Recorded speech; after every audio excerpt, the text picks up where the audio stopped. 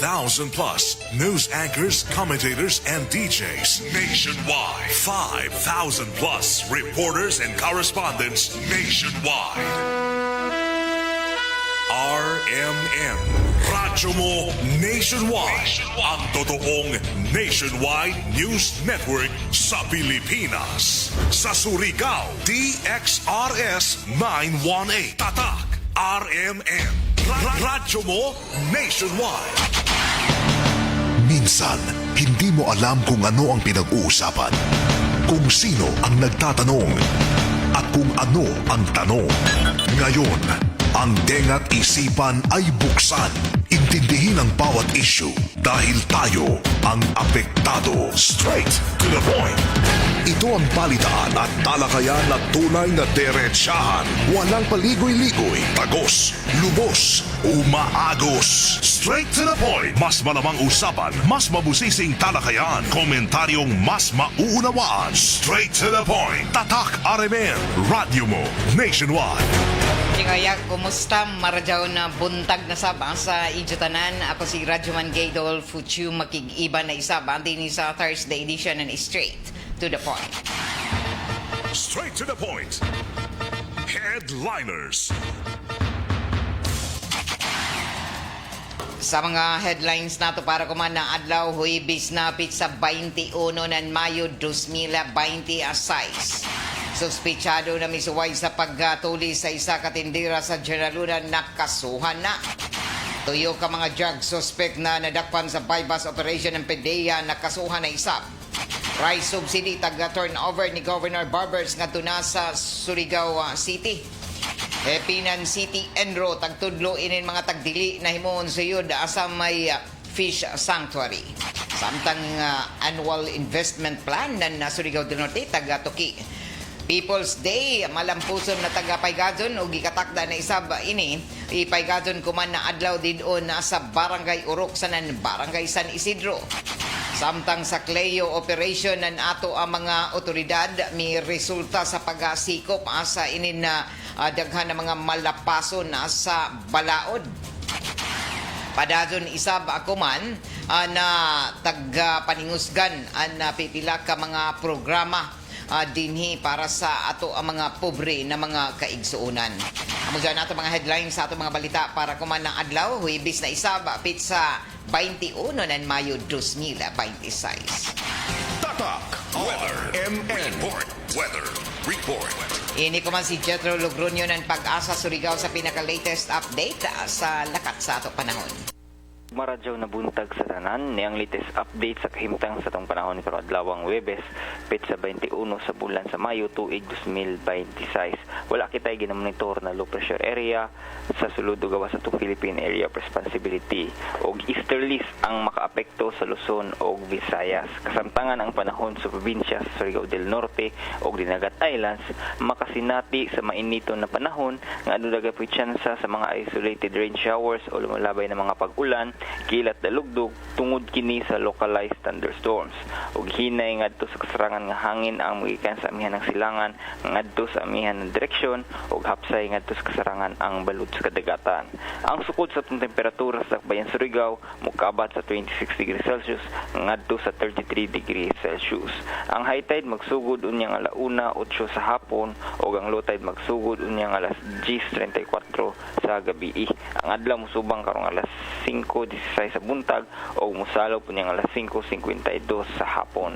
Og mo katong latest update sa kasapanahon gikan sa Pag-asa kini si Jetro Logronio. Yan ang gusto ko. Straight to the point. Alas 6:30 na oras sa toda ang sa ato sa madyaw ng kabubuton ng daw ni Rock Darab Bango-Bango.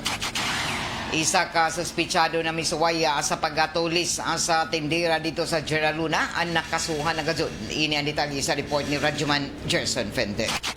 DXRS Radyoman Report.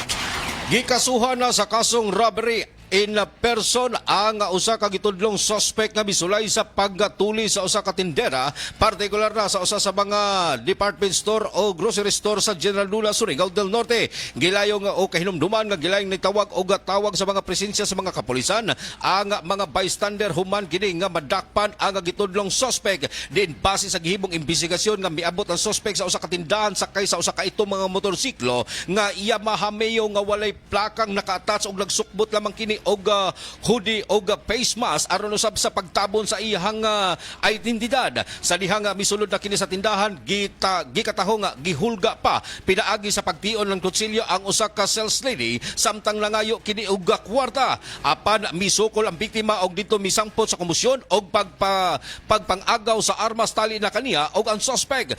Atol sa maong insidente, nakaangkon ang biktima og gamayng samad sa ijang liog tungod gidunggab kini og gibuno kini sa mao nga suspect. Nakuha sa suspect ang pitaka nga adunay luon nga kwartang mubalor sa 38,000 ka pesos gikan sa drawer sa nasangpit nga tindahan og miikyas kini. Sa dihang dayong nanawag og tabang ang biktima og maoy nagapapukaw sa mga residente nga maoy sa maong lugar aron usab nga mutabang sa pagpugong sa pagdakop sa maong suspect. Na-recover sa ijang posisyon ang pitaka o adunay sulod nga kwarta. Pag-abot sa mga kapulisan gikan sa General Luna Municipal Police Station, gidakop gilain ang suspect o gipahibayo kini sa iyang tawhanong katungod. Pinaagi sa Miranda Warning and Anti-Torture Act o wala usab o ayha kini gidala sa ilang buhatan sa kapulisan. Kagahapong adlaw hingpit na gayong gidoso ngadto sa korte ang kasong gipahamtang sa suspect, ang kasong robbery with violence against person na diin ang suspitsado ang napaslak na kuman sa karsel sa General Luna Municipal Police Station. Kini inyong radyoman sa RMN DXRS Surigao, Gerson Galotera Fuentes. Tatak, RMN. Straight to the point. Alas 6:33 na sa ato pagpadadyo na sa ato ang mga balita. Ato na sayran na malampuson ang katapusang adlaw sa tapos na pagrehistro o voters registration sa mga buhatan sa Comelec labi na dinhi sa ato syudad. Taga-Butiyag kuman na Comelec Officer Attorney Janet Cobillan na may dagsang mga barangayanon gikan sa naglain-lain ng mga barangay isab nagpaygadon sa ila apas sa katapusang adlaw na daton Lunes sa voters registration og taga-Butiyag pa na human na sinati na taas na mga linya sa mga buhatan sa Comelec labi na sa taga-paygadon na satellite voters registration didon sa isa ka mall sa may barangay Luna. Taga-Butiyag na himuon dadon ang pagpaygadon isab na election registration board kun ERB hearing sa tanan na mga nag-apply sa pagparehistro sa milabay nga adlaw. Base sa record na Surigao City Comelec tagtudlo na election officer Attorney Janet Cobillan na moabot sa 571 ang nagparehistro atol sa katapusang adlaw o deadline sa voters registration na daton Lunes pizza 18 nan Mayo.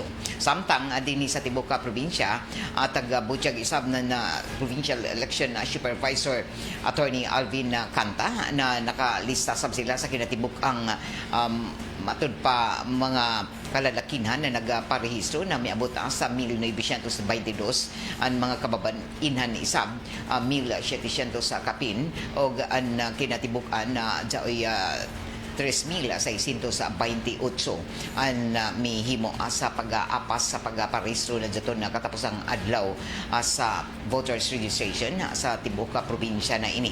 Taga-Butiyag pa na human sa ini na katapusan na adlaw sa pagparehistro gikatakda ang pagpahigaton sa election registration board hearing o ERB hearing.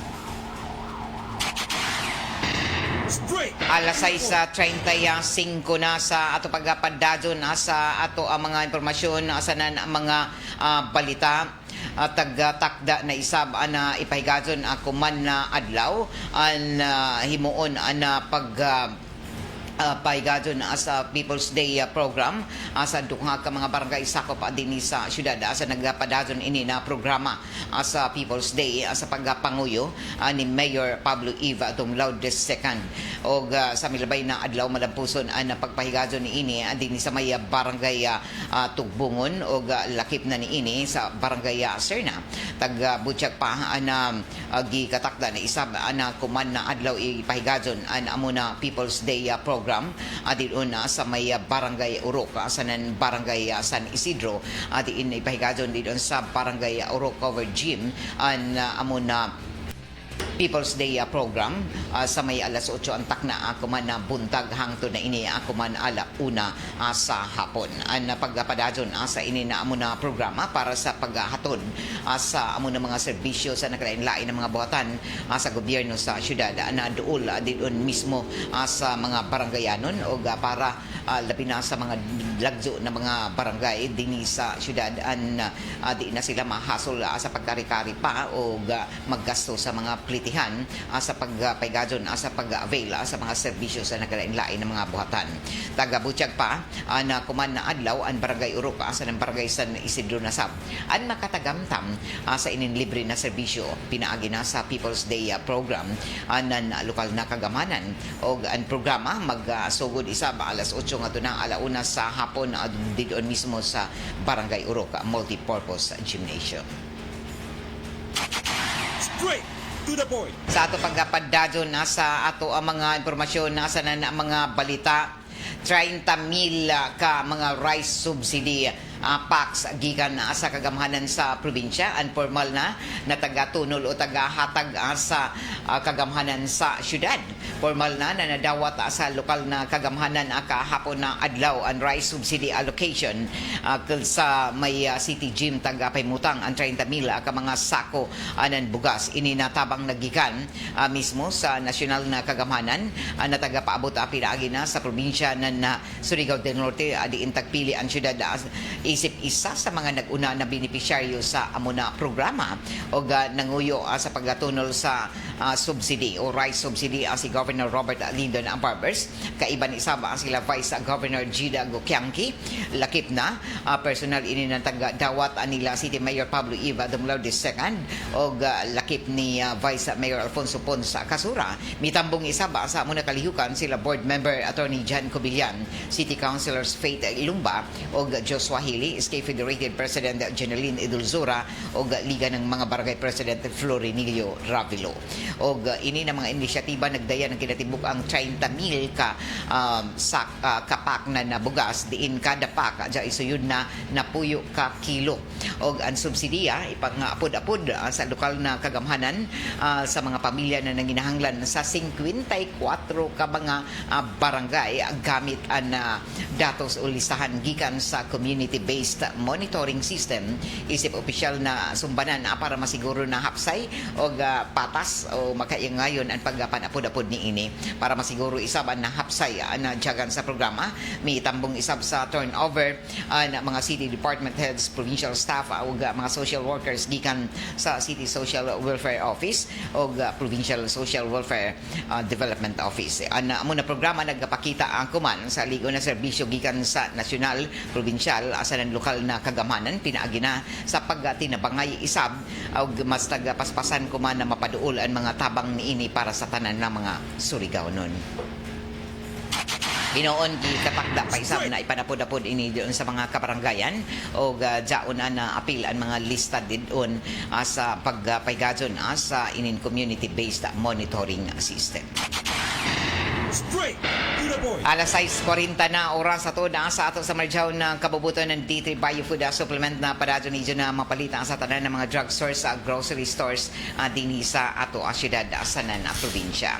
Sa ato pagpadadyo sa ato ang mga impormasyon sa nan ang mga balita isa ka polytechnic school nan syudad sa Surigao hapit na gazod abrihan gikatakda na tukuron dinhi an isa ka polytechnic school dinhi sa syudad o gatag butyag na hapit na gazod ini mag-abri ang bag-o na polytechnic school o lakip na niini na hugot ang pagtinabangay kuman ng lokal na kagamhanan sa Technical Education Skills Development Authority kon TESDA.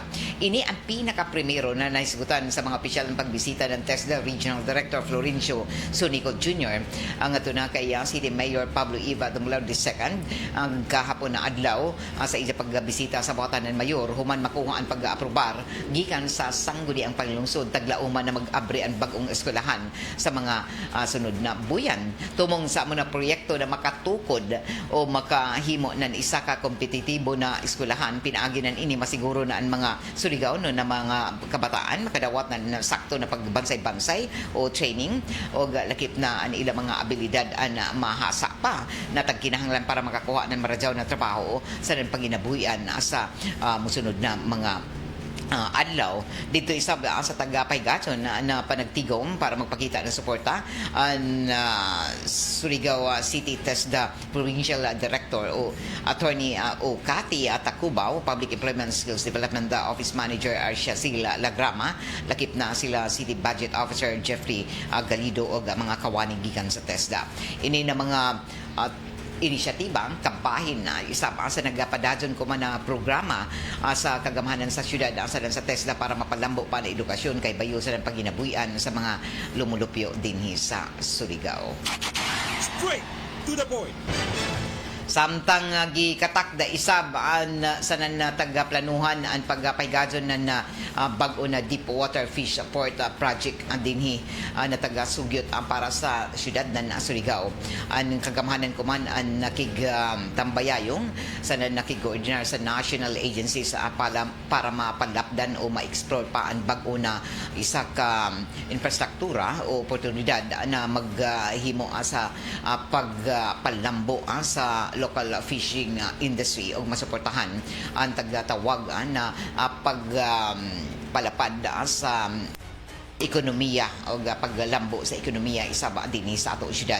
Si Mayor Pablo Eva Dumlao II ako man na bag-o nakigatubang sa mga opisyales sa Philippine Fisheries Development Authority atol sa pagkortesiya ni ini kahapon na adlaw o lakip ni ini na mga technical consultants isa gikan sa Woodfields Consultants o Hasconing Philippines Incorporated nagpasiug da isa ba ako man na pagtuon o assessment para sa tagsugyot na deep water berth fish port o mga inisyatibo ni ini ako man og initial na findings naghimo na pagtuon at sa pagtanaw o pag-identify ko man sa syudad ng Surigao isip isa sa mga tagatawag pa na mga lugar dinhi sa nasud para sa ini na pagpadlambo o lakip na ni ini ang lakip na master development plan o ang tagsugyot na site layouts. Tagabutyag pa na dako na suporta ko man ang kagamanan sa syudad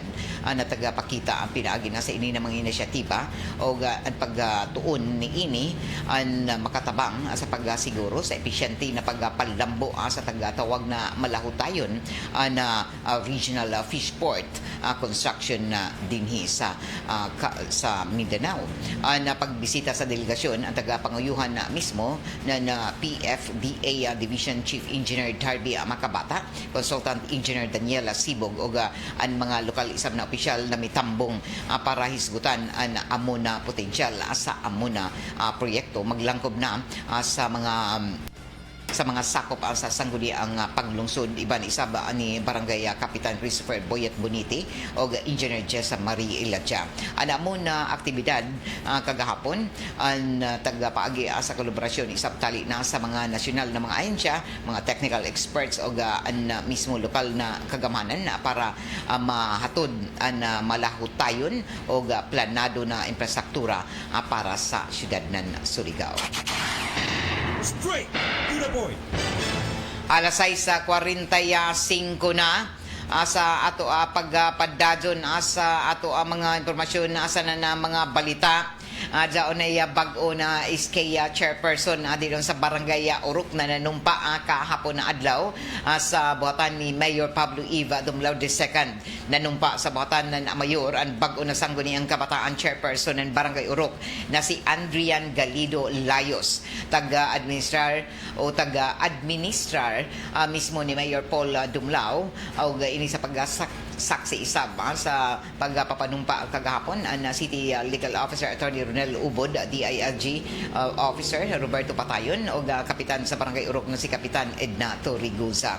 Si SK Layos amo ang pinaka-primero na SK Kagawad sa isa tagapulihan si Dave Sanglitan na mi resigned o mi kanaog sa pwesto. Nagpadayag na isang kalipay kuman si Mayor Dumlao isa sa taga-paabot sa bago na chairman ang kamahinungdanon sa isa papel o nanginaot sab siya na mas mapalambo pa niini ang ila barangay pinaagi na sa ila pagdumaya labi na para sa mga programa sa mga kabatan-unan dito sa barangay Urok o malipayon isab ini na mihimo na paghatag na suporta ngadto na sa mga programa para sa kalambuan na sangguni ang kabataan dito sa barangay Urok. Straight to the point.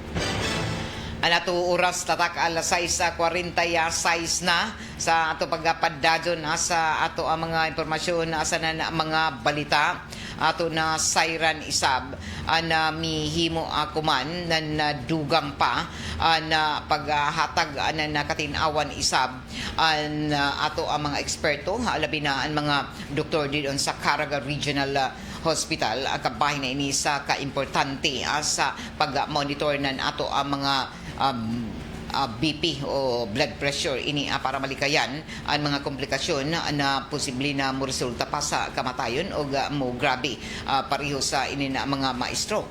Taga-Butyag akuman ni Dr. Wina Grace Otuhan and Medical Officer 3 ng Internal Medicine Department ng Caraga Regional Hospital atol sa pakiginabi eksklusibo dinhi sa Armen na DXRS atol sa National Hypertension Awareness Month na hypertension na isa sa kuyaw isab na mga sakit ako man akon dili ini maagapan o dili regular na maghimo na paghatag na proteksyon sa ato apang lawas o taga Butyag isab na amo na mananambay sa Caraga Regional Hospital na importante na mahibayo ang katawhan bahin sa ini na kondisyon sa ilang mga blood pressure para malikayan na sila mga stroke o iban pa na mga komplikasyon o taga Butyag pa na sagad isab ako man yan ay taga-pili tungod isab sa lifestyle o paagi sa mga taghimo na mga obserbasyon na diin sagad magpalabi sa pagkaon o lakip na sa mga bisyo ni ini o taga-Butyag pa na nagkabata isab na himong na high blood na tungod isab sa lifestyle o lakip ni ini ang mga taga-kaon. Taga-Butyag pa na kinahanglan paghapon ang pagpa-check up sa ng regular na pagtanaw anan ini na blood pressure para dinhi kung high blood na gazod ang gikinahanglan na isab ang maintenance ni ini na mga tambay o kinahanglan na regular ang pag-inom ni ini. Taga-Butyag pa na pwede ma-high blood na bata o bisan na uno na edad matiguyang man o bata o taga-Butyag pa na nagkabataan mga high blood o taas na kuman ang mga blood pressure pareho sa mga nag-edad na 18 anyos pataas o taga-Butyag pa na pwede makontrolar ang mga pagka high blood kung mo tuman isab sa mga advice sa lakip na makontrolar ini kung permanente na mag-inom sa ilang mga maintenance medicine o lakip na niini ang pag-exercise ng paglikay sa ini na mga pagkaon na posible na magpataas na blood pressure. Ini kuman ang nadugang isab ang mga pagpadayag amo na Dr. Medical Officer 3 ng Internal Medicine Department Caraga Regional Hospital na si Dr. Wina Utuhan atol sa pakigahinabi sa programang Straight to the Point kagahapon.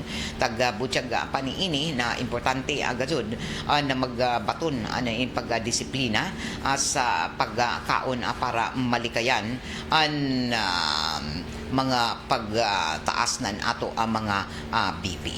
Avoidance na yun sa alcohol and sa sigarilyo. So, kuman uno ka dako ako nakalimutan do ka na uno ka dako taglaong pa kung i-compare nato sa 10 years ago uno ka daghan gazod ang mga matawag pa nato na mga hypertensive daw ba ang termino sakto ba daw kung na mga high blood na mga tao? Oo, mas midaghan pa kuman. Oo, kung i-compare sa nanlabay na mga tuig. Increase yun siya ang numbers sa patients na hypertensive, especially apil ng mga younger patients karon hypertensive na tambot. Uno, ang pinakabata, Dok, na matawag nato na grabe ka, ang pinakabata na high Sa blood na. internal medicine, we usually start 18 years old. Pero below 18, waya pa sa na itabot. Under pedia department, So, sa akong gadod 18 na, so mga pareha ini, mga kolehiyala, yung mga college students, pwede na doon sila, oo. Labi na kay daghan na manginom, magsigarilyo, oo, ini na ito mga kabataan. Pero, doon sila, Dok, dili ako na-aware, no? Tungod kay, ilang una siguro, tungod kay bata pa sila, dili tungod pa kay doon bata pa check up. sila. Oo. So, di doon na may bawan kung dyaoy mga komplikasyon siguro, na kung madaya sila sa doktor o sa mga ospital. Pero kung 18 ka, obese na ka, o kana diabetic na kadaan, so advice na jud for weekly nga monitoring. Dili sa ato Caraga Regional Hospital, uno ang sagad, Dok, ana mga pasyente nato na nag-edad o ang mga pangidaro na sagad gazod may ato taga-atiman tungod kay mga high blood sila. Ang mga edad na nini, mga adults pagdod kasagaran.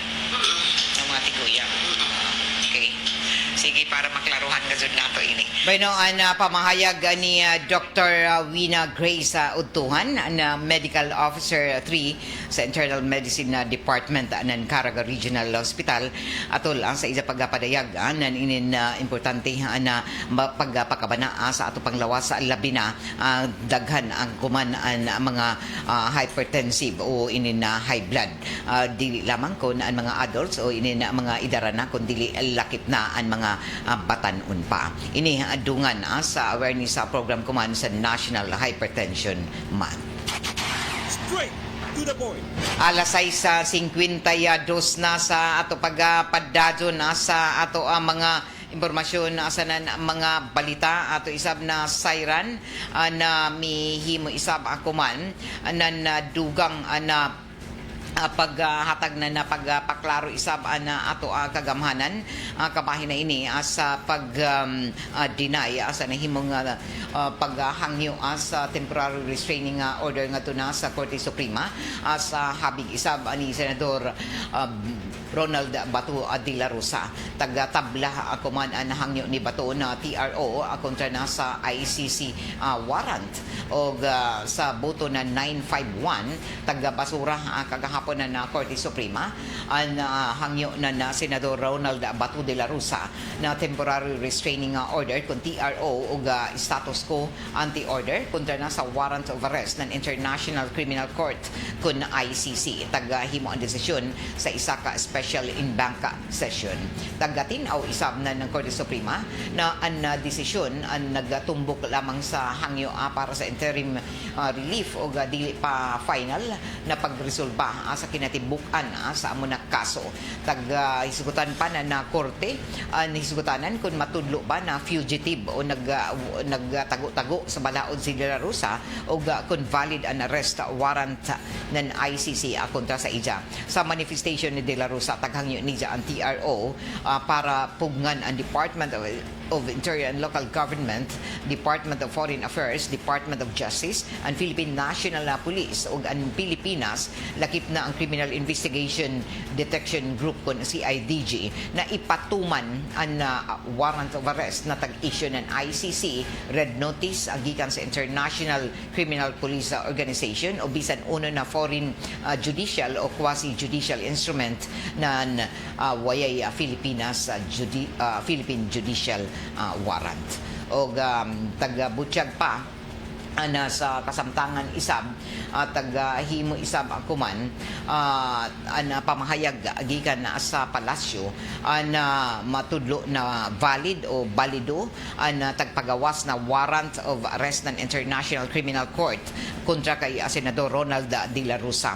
Ini ang reaksyon isab ko man na Malacanang human nagpagawas ng desisyon ang Korte Suprema na nagbasura sa hangyo ni de la Rosa na pagawas ng temporary restraining order o status quo anti-order. Sumaya pa na ang tanan ng mga interpretasyon, ebalwasyon sa amo na desisyon na korte ang matud pa ibato ang aduna kay Justice Secretary Frederica Vida tagkonsidera na isab kuman na puganti ang senador base na isab sa panlantaw kuman ng Office of the Solicitor General human ang tagapagawas sa protective custody ng Senado nandiyato na nakalabay na Domingo o taga-butyag pa na an Office of the Solicitor General matud pa mihimo isab nan ini na mga pamahayag na diin at pabati na matawag na fugitive isab an amo na senador. Sa kasamtangan isab ya pamaybawi ako na inagtago si Senador Bato de la Rosa. Straight to the point. Alas 6:50 size na samtang sa dugang nato na mga impormasyon na sanan ang mga balita taga-kumpirmar isab ako man na tagatagan ng Senado hangtod Hunyo 1 hangtod Hunyo 1 pa para mutubag sa impeachment case si Vice Presidente Sara Duterte. Taga-butyag pa na para makasumiter ini na formal na tubag sa impeachment case kontra sa ija ang tagatagan siya ng hangtod Hunyo 1 kuman na tuig. Sa sesyon ng Senado kagahapon taga-butyag ng Senate President Alan Peter Cayetano na opisyal na napadayasan na nadawat ang summons sa Vice Presidente kahapon na adlaw tagkumpirma mismo ng Office of the Vice President na nadawat na nila ini alas 10:40 kagahapon sa buntag. Sumaya pa sa rules ng impeachment court. May napuyo kaadlaw gikan sa pagdawat ng summons ang respondent para magsumiter ng ila sa tubag. Original na matapos unta ini sa Mayo 30 pero tungod kay na igo ini sa adlaw na Sabado ang tagbalhin ang deadline sa sunod na working day o sa Hunyo 1. O kung makasumiter na ng tubag ang kampo isab ni Duterte, hatagan isab ng 5 kaadlaw ang House Prosecution Panel para magsakat ng tubag sa dili pa itakda ang pre-trial ng kaso. Nanawagan ko man si Cayetano sa mga kaibanang senador na dadon plastaron ang impeachment calendar para maplastar na madungan ang pag-hearing o pagpamati sa iban pa ng mga legislative work ng Senado. Samtang taga-butyag isab kuman ng House Prosecution Spokesman Lanao del Sur Representative Zia Alonto Adjong na dapat magsugod na dadon ang impeachment trial o gawaya na matud pa pugong para ini dili idadyon. Sumaya pa ni Adjong na andam na ang tanan ng mga requirements para sa pag-hearing asa na nagtanaw matud pa ang publiko, nagatang ang publiko sa mahimong aksyon ng Senado sa ini na kaso. Tagtawag isab na litmus test para sa Senado ang paghupot sa impeachment o tagpaklaro na importante na matud pa maghimo na patas o dili partisan sa amo na proseso. Straight to the point. Alas 6:58 sa ato pagpadadyon sa ato ang mga impormasyon asa na balita at tagapadadyon isab ako man ang investigasyon sa pagkahagsa na isab ako man ng isa ka eroplano nagikamatay ng duha ka mga piloto dito sa Tuba, Benguet. Nagpaygadyo na kuman ang investigasyon ang Philippine Air Force human ang pagkahagsa na isab na ila trainer aircraft nagikamatay ng duha ka mga piloto. O sumaya pa ng PAF spokesperson Colonel Maria Cristina Basco, duha ka mga piloto ang namatay sa amo na insidente na nahitabo sa isa ka training navigational flight sa Benguet. Pasi sa investigasyon nahagsaan SF-260 trainer aircraft sa may barangay Kabuyaw sa lungsod ng Tuba, Benguet ang mga alas 10:30 kagahapon sa buntag. Kaiban sa amo na eroplano sa formation ng 10 SF-260 aircraft naggikan sa Fernando Air Base sa Lipa City, Batangas ug pasingud unta sa Baguio City. Sa pagkakumanta pakisayran paghihapon ang matud pa ang rason ng amo na insidente diin namatay na isab na waya pa panganli ang mga sakay ni ini na mga piloto. Straight to the point. Alas 7 na sa buntag oras ato na sa ato sa San Miguel Pale Pilsen, the true global Filipino beer. Ina nato programa tagapagduhan isaba sa ato ng Megasoft Hygienic Products Incorporated ang tighimo ng Caesar Sanitary Napkin, ang #1 feminine pad kumandini sa Pilipinas na diin para sa mga heavy flow o everyday comfort na nato mga kababadjinhan gamit sa Caesar Sanitary Napkin o Caesar sa panty liners na mapalit sa tanan ng mga Mercury Drugs nationwide o sa tanan ng mga grocery stores din sa ato ang syudad sanan probinsya. Straight. Sa ato to the point. pagkapadadon sa ato ang mga impormasyon sa mga balita taga-tun-an na isaba ako man na Commission on Elections o COMELEC na ibalik sa Pebrero sunod tuig 2027 ang pagpadadon na voters registration tungod kay nandiyato na Lunes na nagdagsang o ang iban waya isa makaapas sa deadline o sa katapusang adlaw sa voters registration nandiyato Lunes pizza DC 8 na Mayo. Sumaya pa ng COMELEC Chairman George Erwin Garcia na naglaom sila na magparehistro ang mga waya pa makarehistro para sa barangay o SK o sangguniang kabataan na elections para kuman Nobyembre 2. Sa datos ng COMELEC, adyaon na sa 5.47 million ang mga applications nadawat nila gikan na daton milabay na Nobyembre sa sugod pa na inin voters registration Nobyembre 20, 2025 hangtod ini sa natapos ang registration ng daton na Lunes sa apit sa 18 na Mayo. Samtang taga-kumpirmar isab kuman ang chairman na nadawat na ng komisyon ang suyat isab sa Kongreso na nagdeklara na bakante na ang pwesto ng Pinoy Workers Party List Representative Franz Ligaspi human ang pagkanaog ni ini sa pwesto o pag-resign. Tag-huyat na isab ng COMELEC ang declaration of vacancy na bunga isab sa pag-resigned ng one tahanan party list representative Nathaniel Odocado. Straight to the point. Alas 7:02 na sa ato pagpadadon sa ato ang mga impormasyon sa na balita. Nag-abot-abot na kuman ang nagalain-lain na mga delegasyon sa Intero Pilipinas, Luzon, Visayas, Mindanao.